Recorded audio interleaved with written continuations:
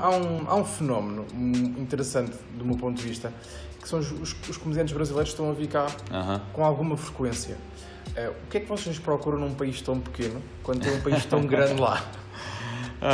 Eu acho que tem uma oportunidade, né, de você testar o seu material em outro país, numa língua que parece ser a mesma, mas tem umas pegadinhas e eu acho que as pessoas aproveitam para combinar isso com um pouco de turismo, entendeu? As pessoas acabam vendo essa possibilidade de, vou conhecer um país novo e vou aproveitar, vou trabalhar também e daqui eu também posso, eu estou perto de outros países da Europa, então acho que junta tudo isso, né?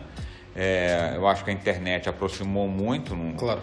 Você criou uma legião de pessoas em Portugal que gostam do stand-up brasileiro. Então acho que esse é o principal motivo, né? E é engraçado, mas isso começou ao contrário, porque quando eu era o Comédia em Pé, a gente foi dos primeiros a convidar os comediantes portugueses a fazer. Quem é que lá foi? Cara, foi bastante. Foi o Hugo Souza, foi o Sete Estacas, o João Seabra, o Raminhos, o Luiz Franco Bastos, o Salvador Martinha, Newton. Uma data de gente. Foi. Estás na Zona do Norte também? No Norte também, já fiz Porto, fiz Guimarães, fiz Coimbra. Que diferenças é que notas dos públicos do Norte para a Zona do Centro? O público do Norte eu acho um pouco mais descontraído, de uma forma geral, mais... os assuntos mais picantes, os palavrões, você tem mais, como é que se diz, mais liberdade no Norte do que aqui. São diferentes. Não que aqui você não use, você não fale, mas eu sinto que aqui é um pouquinho mais, vamos dizer assim, conservador, num certo sentido. Ok. Não quero... não. Ninguém fica ofendido. Ninguém fica ofendido. Isso já foi dito muitas vezes neste podcast. Gosto de saber as diferenças das opiniões. No Brasil também há diferenças do público? Assim, eu diria que talvez o público do Rio seja mais parecido com o público do Porto, do Norte, e o público de São Paulo seja mais parecido com o público de Lisboa. E são os dois centros de comédia no Brasil? São. O Brasil tem o Rio, São Paulo, são fortes. Curiosamente, Curitiba, que é uma cidade conhecida por ser pessoas muito fechadas. Curitiba no sul do Brasil, é uma colonização alemã, então... Curitiba é conhecido no Brasil por ser uma cidade eles fazem muitas anedotas com isso, de pessoas frias que não pegam amizade, que são sisudos e tal, mas lá tem um foco de comédia muito forte. Há um fenómeno no Brasil que é os comediantes abrem espaços, certo? Vão aos bares. O Clube da Minhoca foi aberto pelo Patrick Maia, salvo erro. Há o Nighton. Os comediantes vão aos sítios e constroem lá noites. Sim. Essa responsabilidade é dos comediantes ou devia ser de uma produtora? Olha... Porque em Portugal, eu falo isto porque em Portugal os comediantes não têm esse hábito, percebes? Eu acho que é uma necessidade, né? No sentido que você não tem um empresário que vislumbre, porque é muito difícil. O que acontece é que quando, por exemplo, você vai no Rio de Janeiro, por exemplo, não existe comedy club, não existe. Não existe? Não existe um comedy club e tão pouco se faz comédia stand-up em bares e restaurantes. Só se faz comédia stand-up em teatros. É um fenômeno que eu já tentei analisar e entender porquê. E eu acho que quando você se junta com a empresa... Mas quando há lá comédia, então há espetáculos, shows a solo? É mais assim? Solo? Não, também tem grupos, mas sempre em teatro. Sempre em teatro? Sempre em teatro, em casa de espetáculo.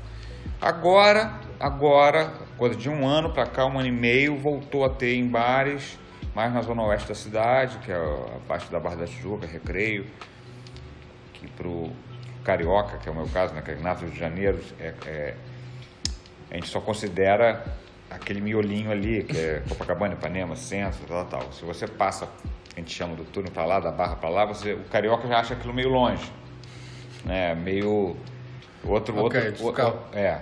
Mas está tendo esse movimento lá. E o que eu percebi é que os donos de bar, quando você faz uma noite de comédia num bar, aí aquelas 2 primeiras semanas, 3, é a novidade, enche, o cara fica animado. Aí na primeira semana que dá uma fraquejada, o empresário já fala, acho que não está dando, e aí na outra semana não vai bem de novo, ele já quer parar. Enquanto que quando o bar é produzido de um comediante, ele sabe que tem que insistir. Sabe que para aquele lugar, a gente fala no Brasil, virar, né, nesse sentido de aquele lugar acontecer, ele precisa de uma insistência, ele precisa que mesmo que se tiver que 3, 4 meses ficar fazendo para pouca gente, vale a pena investir, porque aquilo vai uma hora que as pessoas entendem que aquele lugar lá tem como... O comediante tem uma visão diferente, então. Isso. Uma visão mais a longo prazo. Ok, o comediante quer insistir num espaço por essa razão. Dentro do Brasil, há um fenómeno em Portugal que é o público português quando vai ver um show, vai ver um artista, não vai ver comédia. Parece assim. No Brasil, isso muda de estado para estado? Muda. Atualmente, por exemplo, São Paulo está muito na frente do Rio de Janeiro e muito na frente dos outros estados. São Paulo, realmente existe uma cena de stand-up profissional no sentido como se fosse, sei lá, Nova York. É uma cena realmente concreta. Então, por exemplo, o Comedians, o público não vai, ele vai ao Comedians. Pois. Ele vai porque ele sabe que ali tem uma boa seleção de comediantes, são 4 por noite, e que pode ser que ele não ame os 4, mas com certeza vai valer o ingresso que ele pagou. Ok. Então o público vai atrás do local, como é em outros lugares do mundo, que você vai naquele bar, o Gotham, em Nova York, o Caroline, você vai naquele... Você não vai ver no jornal, deixa eu ver quem é que está lá. Ok. Inclusive, os jornais anunciam com esses comediantes ou qualquer outros. Ok. Porque, na verdade, ninguém... Nunca sabe. Nunca sabe. E às vezes tem até umas surpresas, porque os comediantes grandes vão... Testar texto. Testar texto, coisas assim. Então, isso em São Paulo já tem uns 2 ou 3 lugares que já estão tendo essa tradição de as pessoas irem naquele espaço. E você faz stand-up se você consegue fazer praticamente todo dia. Todo dia tem... Todos os dias da semana. Todos os dias da semana. Mais do que uma sessão, se calhar. Mais uma sessão, com certeza. Sendo que sábado, já fiz assim, por exemplo, o Comedians faz 3 sessões no sábado. Já fez 4. 8, 10, meia-noite e 2 da manhã. E é sempre os mesmos comediantes? Às vezes. A ideia é que sejam os mesmos, mas às vezes um não pode fazer aquela sessão, tu troca. E às vezes você, entre uma sessão e outra, você sai para fazer um outro bar. Ih, Jesus! Esse cara não acontece. É comum, por exemplo, que o Comedians tem 10 e meia-noite. Aí você faz a sessão das 10, aí tem um outro espetáculo que começa meia-noite no Renascença, você abre o show lá e aí volta para fechar a sessão da meia-noite do outro show, entendeu? No Brasil, os comediantes publicam muitos vídeos no YouTube. Onde gastam texto, isto pelo menos da perspectiva de nós em Portugal, estão a gastar texto. A piada, o Ricardo Araújo Pereira disse aqui que a piada não tem que ter surpresa, senão não faz sentido, não é música, né? Infelizmente não é música.